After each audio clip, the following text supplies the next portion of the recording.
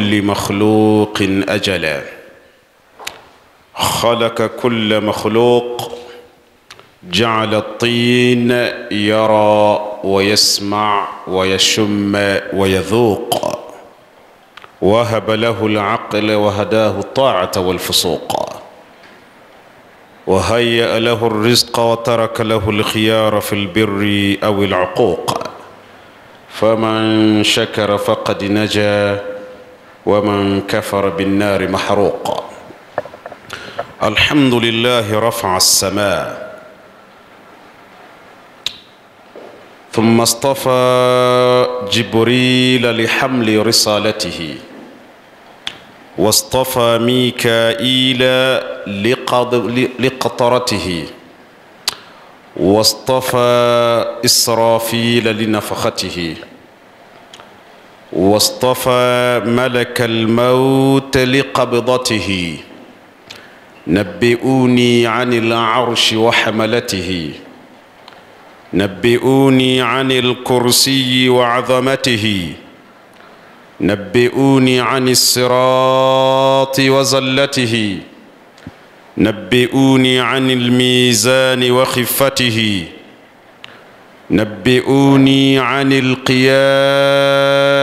وروعته، نبئوني عن آدم وعن كلمات توبته، نبئوني عن النوح وسفينته، نبئوني عن الصالح وناقته، نبئوني عن شعيب وفصاحته، نبئوني عن يحيى وسيادته، نبئوني عن يوسف وإخوته، نبئوني عن صديق ورقته، نبئوني عن عثمان وحيائه وعفته، نبئوني عن عمر وشجاعته وقوته، نبئوني عن علي وشجاعته، ونبئوني عن أسيد وتلاوته، نبئوني عن حذيفة وشهادته،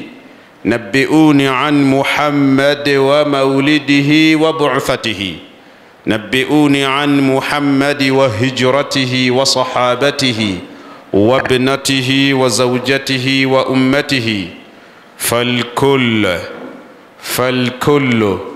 فالكل يوم القيامة بشفاعته. اللهم صل وسلم على سيدنا محمد وآله. اللهم بارك على سيدنا محمد وآله. صل وسلم عليه وعلى الآل والأصحاب. أما بعد، أيها السادة الجمع الحضور، حياكم الله جميعا، فحياكم الله بياكم ورعاكم وجعل الجنة مثواكم. وخطبي الجمعة أخيرا من شهر ذي الحجة أمامكم وقضيتكم. يقول تبارك اسمه المجيد: رب الأرض والسماء إنك لا تهدي من أحببت ولكن الله يهدي من يشاء. Waheshimiwa waumini wenzangu, nimemshukuru Mwenyezi Mungu, hivi punde mmesikia rehema na amani nimeziomba kwa mtume wetu Muhammad sallallahu alayhi wa alihi wasallam. Kadhalika Mwenyezi Mungu awanusuru familia ya mtumi na awe radhi na masahaba. Mimi nakuhusieni pamoja na kuhusia nafsi yangu tumche Mwenyezi Mungu. Waislamu, muda wetu sasa ni wa kusikiliza hutuba mbili mujarraba, hutuba za mwisho wa mwaka wa Kiislamu. Hutuba yake ya Ijumaa ya mwisho ni leo. Jumatano ijayo tutakuwa na mwaka mpya wa Hijri, mwaka wa 1445 insha Allah. Jumatano ijayo sawa sawa na siku ya tarehe 19 itakuwa Jumatano, itakuwa ni tarehe moja siku hiyo ya mwaka wa Kiislamu, ambayo itaadhimishwa kwa vikundi na mikusanyiko mbalimbali katika maeneo mbalimbali ya jamii za Kiislamu, wakitafakari mwaka ulioondoka, mapungufu na mazuri.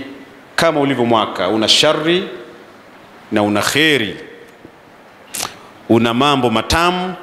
Hunaka al-ahla wal-murru, am hunaka al-halal wal-murru. Kuna machungu ambayo watu wameyapitia na kuna matamu ambayo watu wameyaishi kwa mwaka huu tunaomaliza.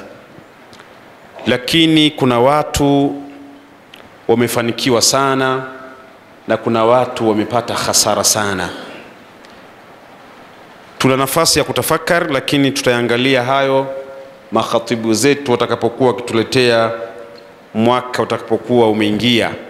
Awalan nuqaddimu ila Allah an yaj'ala ash-shahr al-muharram an yuhilla alayna bil-yumni wal-iman was-salamati wal-islam hilalul khair war-rushd. Kwa vyovyote tunamuomba Mwenyezi Mungu ajalie mwezi huo wa Muharram ambao utaanza Jumatano uwe ni mwaka, ni mwezi wenye kheri na baraka na neema na rehma na kheri na faida na furaha kwa Waislamu sisi na kwa Waislamu wote ulimwenguni. Uwe ni mwezi wa kheri inshallah, na uwe ni mwaka wa mafanikio kwa jamii ya Kiislamu na kwa ulimwengu inshallah. Ndugu zangu, turudi kwenye hutuba zetu mbili za leo. Wa saamurru sari'a. Nitakwenda kwa kasi kidogo kwa sababu tuko nyuma sana ya muda. Fima ntahaina, tulipoishia wiki iliyotangulia. Mada mezani ni musahabatul akhyar, athar musahabatul akhyar, matokeo yanayopatikana kufanya urafiki na watu wema. Nini kinatokea ukifanya urafiki na watu waungwana, watu wazuri? Hatuzungumzii uzuri wa rangi wala uzuri wa sura, tunaongelea uzuri wa matendo. Kufanya urafiki na mtu mwema, athari yake, impact, yani unapata nini, matokeo yake ni nini, athar, unabaki na nini, nini kinakutokea. Haya kwa wale ambao tuliokuwa Ijumaa iliyotangulia tuliyazungumza uzuri sana, na leo naomba nikumbushie. Tulishia kuona umuhimu wa urafiki mzuri. Umemfanya mbwa, kalbun min al-kilab, mbwa miongoni mwa mambwa ya duniani, mbwa ambaye kwenye Uislamu anatajwa kwa tahadhari kubwa na akiwa na uzito wa kinamna yake katika najisi. Ndugu yake ni nguruwe. Uzito wa najisi kiuzito ni nguruwe na mbwa, ila mbwa yeye angalau na kipengele cha kuishi naye, cha kumtumia, kuwindia, wasikia sana kufanyia ulinzi, al-khasiri na mambo namna hiyo. Mbwa anaweza akachukua nafasi akaishi na Muislamu kwa tahadhari, lakini katika uzito wa najisi amekwenda sambamba na nguruwe. Sote tunajua hata kujitakasa kwake kwa najisi ya mbwa kunahitaji kidogo utulivu na kunahitaji maelekezo kwa hadithi ya Abu Huraira. Iwe ni chombo ama iwe ni eneo ama nguo ambayo imeshughulikiwa na masuala ya nguruwe ama mbwa. Lakini kwa umuhimu wa urafiki mwema na uzito wa urafiki mwema, mbwa alipata heshima, na inasemekana katika kauli ambazo zimekuja kwa wanazuoni kwamba katika wanyama wote ambao wataingia peponi wako wanyama 11. Wapo wanyama 11 dunia nzima, wanyama 11 ambao kuna kauli kwamba wataingia peponi. Ukumbuke kwamba wanyama wote na ndege wote na wadudu wote hawana dhambi wala hawana thawabu. Kwa hivyo mbwa na umbwa wake hana jambo lolote la dhambi wala haingii motoni mbwa wala nguruwe, wala paka, wala ngamia, wala wanyama wote katika asili yake. Wanyama siku ya kiyama wataambiwa kunu turaba, kunu turaba. Nyie hamna jambo hapa, shughuli yenu imekwisha. Sasa nyie hukumu yenu ni kuwa mchanga, kuweni mchanga, yani wanakuwa udongo. Mungu atatoa kauli tu, wa amruhu baina al-kafi wan-nun, inma amruhu idha arada shay'an an yaqula lahu kun fayakun. Mwenyezi Mungu atatoa kauli yake ambayo ni kauli kubwa nzito maarufu, na ndio imetengeneza mengi ya duniani hapa, isipokuwa vitu vitano tu ndio havijatengenezwa kwa kun fayakun. Vingine vyote ni kun fayakun, be and becomes, kuwa kinakuwa pale pale. Kwa hivyo baada ya kuambiwa wanyama wengine wote kuweni, maana vitafufuliwa, wanyama hawa watafufuliwa na wenyewe, lakini hawana hukumu, wataambiwa kunu turaba. Yawma yanzuru almar'u ma qaddamat yadah wa yaqulu alkafiru ya laitani kuntu turaba. Siku hiyo binadamu wataangalia, ndio nimetanguliza dhambi, nimetanguliza dhulma kiasi hichi, ndo maasi yangu mlima huu, kwa hivyo kwa lugha fupi mimi nakwenda motoni. Akhalafu wanasikia wanyama, wadudu, ndege na wengine hawa wasikia sana Al-Khasri wameambiwa kunu turaba, kuweni mchanga. Wa yaqulu al-kafiru ya laitani kuntu turaba. Siku hiyo Ibilisi na watu wenye maasi, watu wenye dhambi watatamani ya laitani, laita litamanni, ya laita shi'ra, ya laitani kuntu turaba. Hii laita haitoi matokeo, haina chochote unachokipata, ni maneno ya kujuta tu haya. Na mimi leo ningekuwa mnyama, ningegeuzwa kuwa mchanga. Ya laitani kuntu turaba. Na mimi ningekuwa mnyama, au hata mimi natamani leo hukumu yangu iwe niwe kuwa ni Mungu aseme tu imekwisha, niwe mchanga. Alhamdulillah, nitashukuru. Sasa basi katika mazingira kama hayo kuna mbwa anaitwa Qitmir au Qamtir. Huyu mbwa bwana aliishi nchi ya Jordan. Jordan hii mnaiona hii. Amman, mji wake mkuu unaitwa Amman au Amani mji wake. Jordan inapakana na Israeli, inapakana na Misri kwa hiyo ipo karibu na Afrika. Maana Misri, Egypt ni Afrika ya kaskazini. Kwa hiyo pembeni yake, yani kama sisi tunapakana na Msumbiji, tunapakana na Malawi, tunapakana na Zambia, tunapakana na kule Misri wanapakana na Israeli, hii Israeli mnaisikia, na wao Palestina, na wanapakana na Jordan. Kwa hivyo huyo mbwa alikuwa anaishi maeneo hayo ya Jordan. Na hilo pango Ashabul Kahf lipo hapo, watu wanakwenda wanaliona, watu wanakwenda kufanya utalii, wanapelekwa huko, wanafika kwenye hilo pango ambalo mbwa huyu, Mungu anasema wa kalbuhum bastu dhira'ihi bilwasid. Mbwa huyu ametajwa, sayaquluna salasa sayaquluna thalatha rabi'uhum kalbuhum, mpaka anasema yaquluna sab'atun wa thamin qalbuhum. Hazi wao samania, wao hii inaitwa wao ya thamania. Yani ukitaja vitu ukifika namba ya 8 huwa inatakiwa ingie wao katika lugha za Kiarabu, inaitwa wao thamania. Huyu mbwa ataingia peponi. Na huyu mbwa kwa dunia, kwa wanazuoni walivyosema, Ibn Rajab, namnukuu Ibn Rajab al-Hanbali anasema katika mbwa wote ni najis isipokuwa mbwa huyu Qitmir. Huyu mbwa sio najis.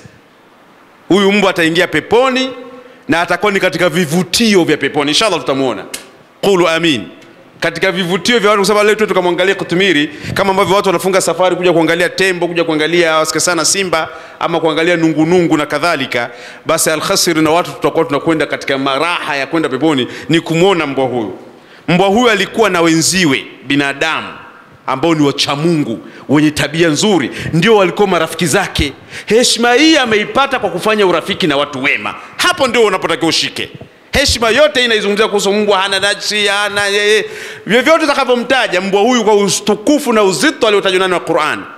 Mbwa ndani ya Qur'ani umetajwa mara 6 ndani ya sura 3. Al-Maida wametajwa mbwa katika utaratibu kwamba tukiwatumia tuwatumiaje, kama kwenye kuwinda au muallimina, yani au wana mbwa wenye kufundishwa jinsi ya kuishi, wametajwa katika mazingira ya kuishi. Wametajwa al-A'rafu kwa lawama, watlu alaihim nabaa alladhi atainahu ayatina fansalakha, inakwenda yasema mathaluhu kamathal kalbi. Ila ametajwa pale kwa kuoneshwa ubaya wa mtu ambaye amepewa nafasi ya kumuamini Mungu, amesoma Qur'ani, ameambiwa mawaidha, ameambiwa Mungu anataka nini, yeye akaacha yale mambo ya Mungu. Mfano wake Mungu ameutaja, mfano huyu mtu ni kama mbwa.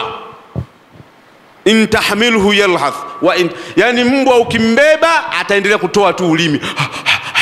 Huko umembeba sasa anachoka nini, umaki kufanya ni dalili ya kuchoka. Lakini mbwa ukimbeba atafanya hivyo.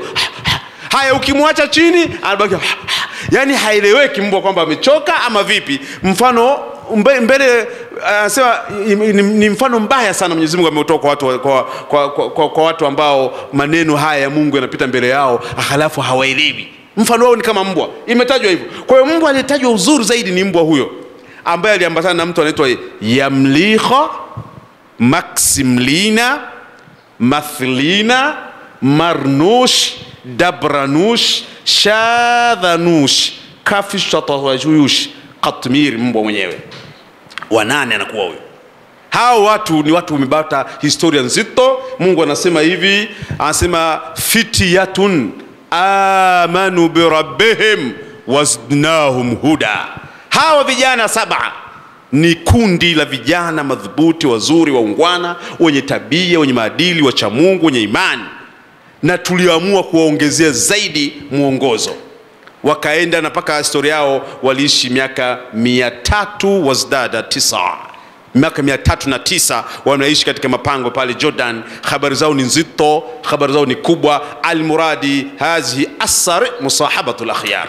Muhimu ni kufanya urafiki na watu wema. Leo ngoja tumalizie mambo mawili kubaya wa kufanya urafiki na watu wabaya, matokeo ya kufanya urafiki na watu wa hovyo. Unapata nini ukifanya marafiki na watu ambao si wema katika jamii yako, awe nduguyo, awe rafiki manne jirani yako. Tunapozungumzia hapa hatuzungumzii kwamba watu mkanuniane huko ama mkaweke nsika na vijua. Kufanya urafiki ni tofauti na kumsalimia mtu. Mtu unaweza kumsalimia, ukamsikiliza, ukamjali, lakini sio rafiki yako. Sisi tunazungumzia athari ya urafiki.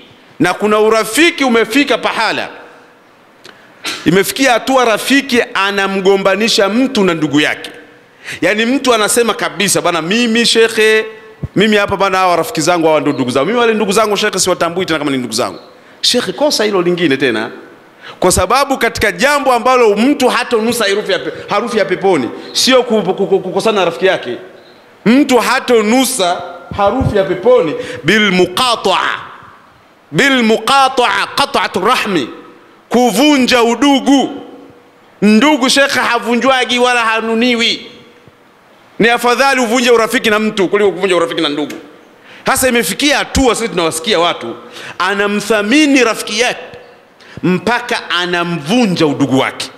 Yani ndugu yake hayupo tena kwenye maisha yake, na anajisifu kwamba bwana mimi yule bwana shekhe anaponisikiliza kuliko hata ndugu zake. Mimi shekhe, mimi ndio kila yule bwana shekhe ndugu zake. Mimi shekhe yule bwana ni kama vile amefikia kama vile ndugu yangu. Kumbe leo unapenda undugu yani na ule urafiki na wewe umeona kumbe hautoshi. Na sasa yule bwana mimi alipofikia shekhe ni kama ndugu yangu. Kwa hiyo ndugu ina maana zaidi. Sasa watu wanakata udugu. Watu wameacha ndugu zao kwa sababu ya rafiki. Kama urafiki umepelekea kuacha udugu, huo urafiki haufai. Huo urafiki haufai. Lakini urafiki, mabwana, nyinyi wote mtakuwa ni victim wa urafiki. Kuna marafiki umevunja ndoa za watu. Ndoa za watu zinaelea, zinaning'inia kwa sababu tu ya ushoga, urafiki. Mtu ana rafiki yake anampenda mpaka yuko tayari kuvunja ndoa yake kama ni mke, ni mwanamke, kwamba mimi huwezi kunikataza na fulani bwana yule mimi sitaki au rafikio kwa sababu sio mwema, ana 1 2 3 ile sio. Mimi kama ni hivyo basi fulani asije, mimi nimesoma naye, tumeshukulia pamoja, tumefanyaje. Mtu anatetea urafiki wa shari huku anavunja jambo la khair. Mtu anatetea urafiki wa shari huku anamwacha mkewe, anamtelekeza mkewe, anatafutiwa wanawake na rafiki yake, anatafutiwa wanaume na rafiki zake. Katika hali kama hiyo, shekhe, hadhihi musahabatu sayyi'a, huu ni urafiki mbovu kabisa. Sikiliza mambo mawili tumalize hotuba yetu leo. Kisa cha kwanza kisikie ndugu yangu Muislamu. Kisa hichi nakitoa mbali sana, yani kwenye asili, ili uone ulivyo ubaya wa urafiki, kuwa na rafiki mbaya. Mtumi sallallahu alayhi wa alihi wasallam, wal bakhilu man la yusalli alayhi. Mtumi alikuwa na baba yake anampenda sana. Baba yake wanaita ammi. Ammi ni baba mdogo, tunatumia lugha ya Kiswahili. Ndugu yake na baba, anaweza akawa mdogo, anaweza akawa mkubwa. Akiwa mkubwa mdogo kwenye lugha sisi tunaita tu ni baba au ndugu yake na baba, lakini mara nyingi sisi tunatofautisha baba mkubwa, baba mdogo. Mtume sallallahu alayhi wa sallam alikuwa na baba yake mdogo maarufu wa karibu yake, kipenzi chake sana, yani anampenda kweli Mtume sallallahu alayhi wa sallam. Baba yake mdogo huyu, mtoto wake anaitwa Ali ibn Abi Talib. Kwa hiyo yule mzee anaitwa Abi Talib, ana mtoto wake ni ndugu wa Mtume, ni rafiki yake, ni sahaba wake, mtu wa ndani kabisa. Lakini huyu mzee, sikiliza uzuri ndugu yangu Muislamu, huyu mzee Abi Talib hakukubali Uislamu. Alimuhami Mtume, alimlinda, alimtetea, alimfanyia kila jambo la wema, lakini akamwambia mimi siwezi kukuamini wewe ni Mtume, siwezi kuifuata imani yako, siwezi kuingia kwenye dini yako. Msimamo wake yule mzee ukawa hivyo. Wameishi, Mtume anaendelea kuna nini. Falamma hadaratuhu alwafa, wakati yule mzee alipopata maradhi ambayo yalipelekea kifo chake, akazidiwa kabisa, akawa katika hali ambayo tunaita siku hizi ni ya sakarat, yani yupo karibia na kufa, mautiuti au maututi. Katika hali kama ile, Ali bin Abi Talib, mdogo wake Mtume, mtoto wa yule mzee Abi Talib, alimfuata Mtume nyumbani, akaenda kumwambia Mtume, kaka yangu, ndugu yangu, mzee hali yake ni mbaya, wakati wote anaweza akayaga maisha, naomba twende pale tukamsaidie, labda anaweza akafanya akawa Muislamu katika dakika za mwisho. Mtume akatoka na masikitiko makubwa kwa haraka sana, baba yangu sija kafa akiwa sio Muislamu. Alipofika pale Mtume sallallahu alayhi wasallam akawa anamwambia, ya abi ya ammi qul la ilaha illa Allah kalimatun atahaju bika inda Allah yawm alqiyama. Baba yangu, sema ashhadu an la ilaha illa Allah, haya maneno yatakujengea hoja siku ya kiyama, utasalimika mbele ya Mwenyezi Mungu kwa maneno haya, itakuwa ni hoja yako. Man kana akhiru kalami inda almaut la ilaha illa Allah dakhala aljanna. Haya ni maneno ya Mtume bwana. Mtume anasema maneno ya mwisho ya mtu ambaye anaondoka duniani, anafariki, ikawa ni kusema la ilaha illa Allah. Yani hata kama ulimfumania wewe, lakini ameweza kusema neno hilo, shekhi huyo ametoboa. Hapo katikati ni mambo ya Mungu na yeye, wewe tena hausiki. Hata kama mlipiga naye dili la wizi pahala, lakini akasema man kana, na kusema ndio shughuli. Unaweza paka zikasema na watu hata 100 usiseme, kwa sababu sio mtu wa la ilaha illa Allah. Lakini ukiwa katika kundi hilo na ukabahatika kusema, umesalimika. Mtume anakwenda pale. Sasa wakati anasema maneno hayo, akaingia mzee mmoja anaitwa Abu Jahal, ni rafiki yake wa kutupa wa ndani kabisa na Abi Talib, na ni ndugu, yani ndugu na rafiki kabisa, mwandani wake kabisa. Akawepo na mzee mmoja anaitwa Abdullah bin Umayya bin Khalaf. Unaona bana, hao wazee wawili, Abdullah bin Umayya bin Khalaf, mzee mmoja mshenzi sana, wahovyo kabisa, na Abu Jahali ndio mnalijua lenyewe sasa lilivyokuwa. haya majitu yakawa imeingia na nyewe pale ndani. Sasa wakati mtume anasema haya, amekaa pembeni ya kitanda, anamwambia ya abi ya ammi qul, baba yangu sema maneno haya. Wale wazee wanamwangalia rafiki yao kwa jicho fulani hivi la ujumbe lile, kusema wewe bana umeishi kwenye dini ya baba zako na wajomba zako na mababu zako na miaka yote, leo huyu kijana anataka kuingiza chaka. Sikubali mambo haya bana wewe. Yule bana anamwangalia mtume anamwambia qul la ilaha illa Allah kalimatu atahajju bika inda Allah. Wale wengine geuke wanamwambia bana, hapa bana wewe umeishi maisha yako yote kwenye mila na dini za wazazi wako, za vikongo na babu na babuzi. Leo Sheikh, katika hali kama hiyo unataka uache imani yako kwa ajili ya kumsikiza huyu mtoto mdogo umemlea mwenyewe? Wallahi Sheikh aliendelea ile maneno, huku wanasema wale marafiki, huku mtume anamwambia atima shahada, mpaka yule bwana akakata kauli. Abi Talib amezikwa makaburi yetu al-Ma'la, maqbaratul Ma'la, Hajuni ni yako pale. Ukifika una kaburi la Abdullah unaliona lipo paka leo. Tena makaburi yake ni ndani ya makaburi ya Waislamu. Yani kaburi ya Bi Khadija limo juu yake kidogo, kama kuna kamuinuko unaliona kaburi la Abu Talib lipo Hajuni al-maqbaratul Ma'la. Amezikwa pale mzee miaka hiyo 1400 na kadhaa iliyopita. Amekufa bila kuingia kwenye Uislamu. Naomba kama mmenifuatisha uzuri kwenye hutuba yangu, sababu mmeiona, sababu mmeisikia, urafiki mbaya, urafiki na watu wabaya umempelekea yule mzee kukosa shahada dakika za mwisho kabisa za uhai wake, tena mbele ya mtume sallallahu alaihi wa sallam. Mtume anamwambia sema maneno salimike baba. Marafiki zake wamemkalia kidedea, wanamwambia usikubali haya maneno ya mtoto bana, yatakutoa kwenye imani ya wazazi wako. Wewe ni shujaa ukiondoka na imani ya wazazi wako, usikubali. Wamemshadidia marafiki mpaka ameshindwa kuingia kwenye Uislamu. Marafiki mabwana wanasababisha watu watuswali. Marafiki wamesababisha watu tumekuwa watu wa hovyo kabisa. Tumekuwa na tabia mbaya kabisa mitaani. Marafiki wametukosanisha na mambo ya msingi na ya maana kabisa. Marafiki hawa wanavyofanya wabaya ndivyo walivyofanya mbele ya mtumi kwa baba yake. Mtume aliondoka anasikitika, analia. Walamma wasala ala albab qala la astaghfiranna laka ya abi ma lam unha. Akasema anapotoka mlangoni huko analia mtume, mimi sijakata tamaa, nitakuombea msamaha baba yangu, nitakuombea msamaha kwa Mwenyezi Mungu akusamehe. Umenifanyia mambo mengi sana mazuri, kama Mungu hatonikataza nitakuombea msamaha. Ikashuka aya katika surati Tauba, aya ya 113, ma kana linnabiyyi walladhina amanu an yastaghfaru lilmushrikin walau kana uli qurba min ba'di ma tabayyana lahum annahum ashabul jahim wal'iyadh billah.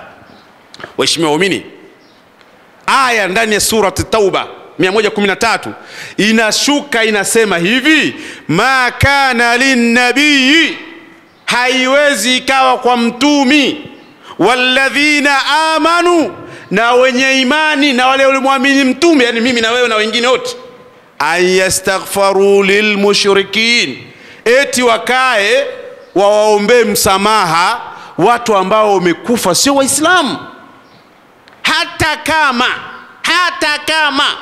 Hata kama wangekuwa ni watu wa ndani kabisa, ni watu wao wa karibu kabisa, ni viongozi wao wapenzi kabisa, ni jamaa zao, ni jirani zao, alimradi wamekufa sio waislamu, hakuna msamaha wa wewe kumwombea yule bwana. Na hili ndio mjifunze waislamu. Sisi wote tunasoma hitima, mtu anakuletea majina, asema Sheikh majina yangu bwana ndo nimeandaa bwana. Unasoma majina pale Sheikh, unakuta na jina ambalo linaonesha na inawezekana unamjua kabisa kwamba huyu alikuwa sio Muislamu. Sasa ile imekatazwa kwa aya hii. Na ndio maana nakumbuka kuna mzee mmoja, Sheikh, sio mzee, ni Sheikh mkubwa sana wa Tanzania. Mwaka mmoja alifariki kiongozi wa Tanzania mkubwa sana. Akatakiwa akatoe neno pale la ta'zia. lile la kuhani, yani maneno yale ambao watu mara nyingi tunasema bana rest in peace, rest in peace. Yani zile pepo za kwenye simu zile, pepo za kwenye mitandao zile. Rest in peace, rest in peace, pepo za kuombeana kwenye mitandao. Sasa yule Sheikh yule sio muumini wa kidini, yani sio Muislamu, anatakiwa afanye dua Sheikh. Aya inasema haiwezekani kwa Muislamu kumuombea msamaha wa dhambi mtu ambaye amekufa sio Muislamu. Haiwezekani. Tena anakatazwa hapo ni mtume, sio anakatazwa sijui nani, mtume. Yule mzee katika utaalamu na elimu Mwenyezi Mungu aliyomjalia alisema maneno na yakumbuka mpaka leo, anasema kwamba ewe Mwenyezi Mungu, tunakuomba umjalie mja wako huyu pahala ambapo anastahiki, wa sallallahu wa sallam ala sayyidina Muhammad. Yule mzee alimaliza hivyo, ewe Mwenyezi Mungu muweke mja wako sehemu anayostahiki. Hakusema bana huyu bana ingie sio sehemu gani nzuri pahala pepa peponi. Pepo sio hivyo Sheikh. Yule mzee alipita watu wakasema subhanallah, mzee kweli ameenda uzuri kabisa. Yani ameishi kwenye aya, sio yeye, ni aya ma kana linnabii walladhina amanu an yastaghfiru lilmushrikin min ba'd walau kana ul qurba. Hayo ndio maneno wa Islam. Kwa hiyo baba yake Mtume sallallahu alayhi wa sallam amekufa akiwa sio Muislamu, na kwa lugha hiyo Mungu amemkataza Mtume kwa sababu huyu min ashabil jahim. Mtu aliyemlea mtume kala, kavaa, katibiwa, kafanyaje, lakini amekosa kuingia peponi kwa urafiki wa wahuni wa Maka, wahuni wa Madina wa Maka wa wakati huo, wakina Abu Jahali, wakina Abdullah ibn Umayya ibn Khalaf. Hawa wamemponza rafiki yao. Ikaja na aya nyingine, innaka la tahdi man ahbabta walakin Allah yahdi man yasha. Wewe mtumi huwezi ukamuongoza unayemtaka. Mungu ndio anatusha uongozi kwa anayeona anafaa kuongoka. Mabwana, mpaka hapo naomba hutuba yangu ambayo hii inachukua siku ya pili ikizungumzia kwa nini watu hawafanye ibada baada ya Ramadhan. Kwa nini watu mtaani sio waungwana, asilimia kubwa wanachangiwa na urafiki uliokuwa mbaya. Kuna kijana mmoja alikuwa anasoma Uganda. Anasoma, anafanya na dini vizuri. Alikuwa afanya dini, yani keshaenda kule Uganda kaharibika kule. Ameshakuwa kule kwa yuko huru, akafanya mambo mengi ya hovyo. Alipokuja hapa Tabora hii, kulikuwa na mwalimu mmoja yupo shule moja anafundisha. Yule mzee akaona yule mwalimu ni mtu wa dini, anaswali swala 5, wasikia sana, hanywi pombe, hanyi hivi, ana mambo ya hovyo mengi. Akamshawishi kwamba awe na urafiki na mwanawe, labda inaweza ikasaidia. Baada ya urafiki, wiki ya kwanza mwalimu haonekani msikitini, wiki ya pili mwalimu haonekani msikitini, wiki ya tatu unakuta mwalimu anafanya kwa nini bwana? Kilichombadilisha, yani yeye alitarajiwa mbadilishe yule jamaa kutoka Uganda, badala yake yeye ndo kakumbwa na tukio la Uganda, kapitilizwa, kawe ndo haswali tena na kaingia kwenye ulevi yeye. Madhara ya marafiki wabaya, marafiki wachafu, marafiki wenye tabia mbaya, wenye maadili mabaya, jamani, ni tukio ni ombwe, ni kansa katika maisha yetu. Wameharibu maisha ya watu wengi sana marafiki. Ndio maana wazazi wote lazima ni Allah marafiki. Au marafiki bana siwataki, bana useni kwa vijiweni, bana huyo hapana, bana usongoza na fulani, na kuona unafanya hivi hapana, yule hapana, ule asije hapa nyumbani, asikanyage hapa. Wazazi wamekaa kwenye maeneo hayo mpaka leo. Wazazi waungwana hawakubali watoto wao waingie kwenye mitihani, kwa sababu yanaharibu dunia wal ukhri. Marafiki wabaya wanaharibu dunia, wanaharibu na akhera. Watu hawaswali kwa sababu anaona haya marafiki zake watamsema, marafiki zake watamcheka.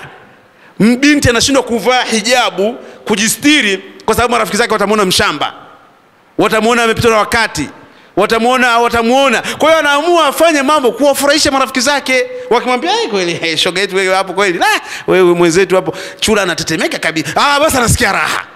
Yani vile kuambia bana hivi unajigubika ufikie umefiwa na mume huko eda wewe si nini na hivi, yale anaona haya. Warafiki wabaya wameharibu jamii, wameharibu watu waungwana.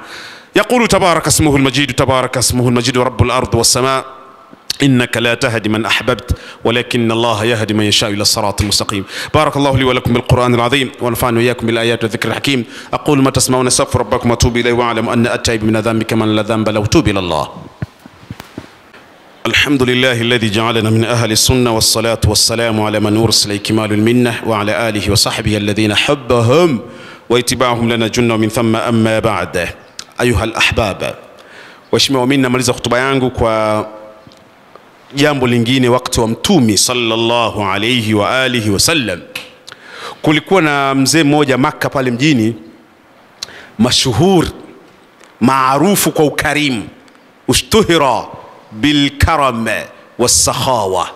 Alikuwa mkarimu, mtu muungwana, yani kweli ukenda kwake huondoki bila kitu, lakini sio Muislamu. Na huyu alikuwa na ada, ana kawaida yake, akisafiri akirudi lazima lianguke bwabwa, pigwa ubwabwa wa nguvu. Kila akisafiri tu, siku akirudi panaanguka ngamia, makondoo haya wasikia sana na nini, watu wanakula mpaka wanasaza. Anaitwa Abdullah ibn Mu'ayt, anaitwa Ubay ibn Mu'ayt, anaitwa Uqba bin Abi Mu'ayt. Uqba bin Abi Mu'ayt, mzee mmoja tajiri, mkarimu, maarufu, ameshika mji wa Madina kwa umaarufu wa ukarimu. Sasa siku moja ametoka safari, kaandaa chakula chake kizuri. Mtume sallallahu alayhi wa alihi wasallam anapita fi sukakil Makkah, katika mitaa ya Makkah anapita Mtume, akapitia kwenye eneo lile. Yule mzee akamwona, sasa Muhammad yule, na muombeeni mumuite. Akaitwa Mtume, akasogea, akamwambia bwana, tumeandaa karamu, tumeandaa chakula, wewe ni mtu wetu, kijana wetu, wewe mtu maarufu na hivi, tunaomba na wewe tule chakula. Akasema hapana, mimi siwezi kula chakula chenu, mimi nina mambo yangu. Bwana, wakamlazimisha, wakamshawishi, wakafanyaje? Mtume akasema basi kama unataka kula, mimi nina masharti. Sharti gani? Akasema mimi nataka kula ukisilimu, yani uwe Muislamu, utoa shahada, mimi nitakata kula. Maana anajua yule mzee huwa hataki Uislamu. Kwa hiyo Mtume akaona ngoja niweke hii ili yule mzee atashindwa. Yule mzee akasema in aslamtu satakul, nikisilimu utakula. Akasema wallahi ma abil ma, nakula. Mtume mzee akasema ashhadu an la ilaha illa Allah wa ashhadu anna Muhammadar rasul. Uqba bin Abi Mu'ayt akasilimu. Aliposilimu Mtume la mafar, hakuna tena namna. Mtume akakaa, watu wakanawishwa, wakala, na Mtume akala sallallahu alayhi wa alihi wasallam. Bana habari zikaenea mjini, bwana mzee wa Mu'ayt bwana leo kwenye karamu yake, kwenye shughuli yake. Ilikuwa shughuli nzito, wamekuja watu wa kila aina, mpaka Muhammad alikuwepo. Kweli. Hasa mzee mmoja katika watu waliosikia anaitwa Ubay ibn Khalaf al-Mughira, Ubay ibn Mughira. Huyu mzee aliposikia, yule ni rafiki yake sana, akasema yule Muhammad amefanya mpaka amekula. Akasema amefika pale bwana, amesilimu, amekuwa Muislamu, ndio bwana Muhammad amekula. Akasema ngoja nimtafute. Akamtafuta, akamwambia bwana, habari zako zimeenea mjini kwamba wewe umesilimu, wewe umekuwa Muislamu, wewe hizi habari ni kweli? Akasema ni kweli, mimi bwana nimesilimu kwa sababu ilikuwa kadha. Akatoa full story.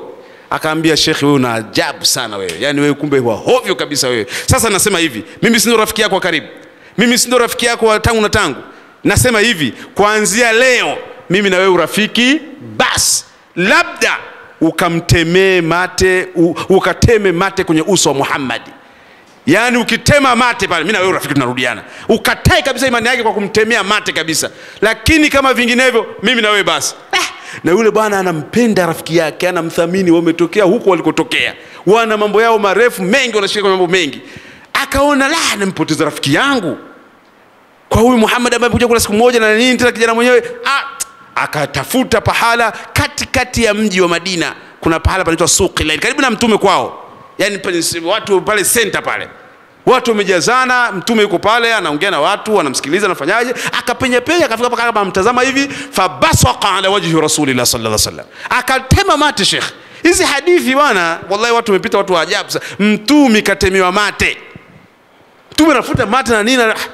Mtume akamwambia umefanya jambo la hovyo sana, lakini mimi siwezi kufanya uhovyo, ila tukikutana nje ya Makkah, ima zako ama zangu. Tukikutana nje ya Makkah ambako watu hawatakuwepo, na mimi na heshima kubwa siwezi kufanya vurugu hapa. Utanifanya nini? Akarusha maneno mengi sana.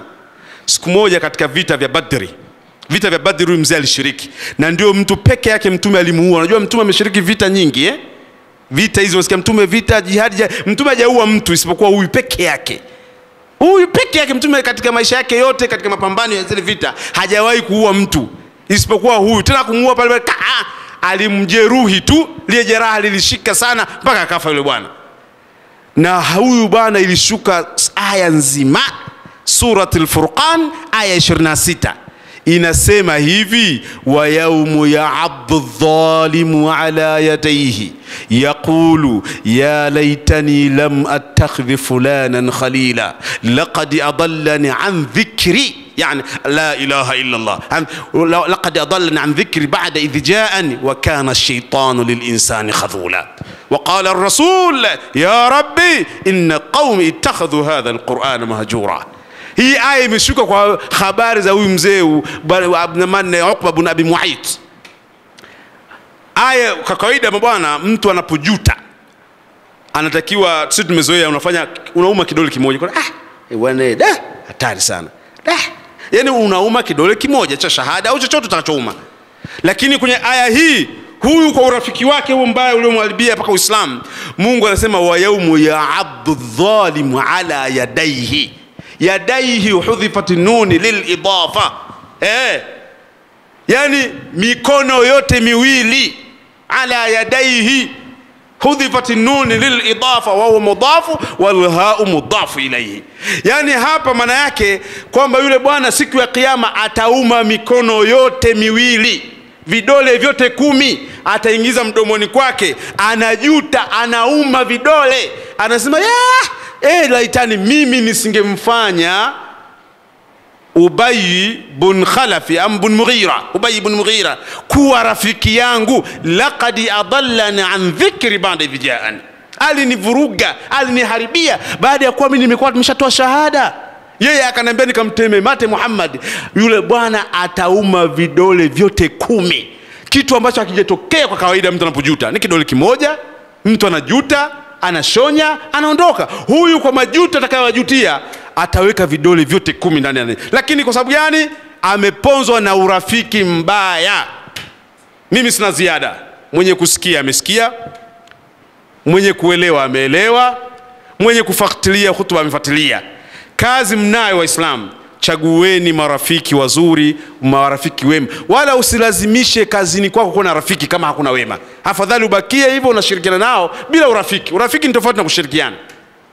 Hata mtaani, hata salimiana na watu, waashiruhum, ishi nao vizuri. Lakini urafiki wa kukutoa kwenye mambo ya Mungu sio urafiki mwema. Hiyo ni dhima nzito, watu imewanyima Uislamu. Aya zimeshuka zinawatia dhima nzito kwamba hawawezi tena kufanikiwa tena mbele ya Mtume sallallahu alayhi wa alihi wasallam. Usikum salatu ala sahibi taj wal miraj.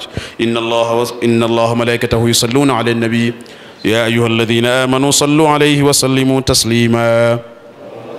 اللهم صل على محمد وآل محمد كما صليت على إبراهيم وآل إبراهيم وبارك على محمد وآل محمد كما باركت على إبراهيم وآل إبراهيم في العالمين إنك حميد مجيد. اللهم اغفر المؤمنين والمؤمنات والمسلمين والمسلمات الأحياء منهم والأموات إنك قريب مجيب الدعوات. ربنا آتنا في الدنيا حسنة وفي الآخرة حسنة وقنا عذاب النار. ربنا اغفر لنا ولوالدينا ووالد والدينا وارحمهم كما ربونا صغارا. عباد الله إن الله يأمر بالعدل والإحسان وإيتاء ذي القربى وينهى عن الفحشاء والمنكر. قوموا إلى صلاتكم يرحمكم الله.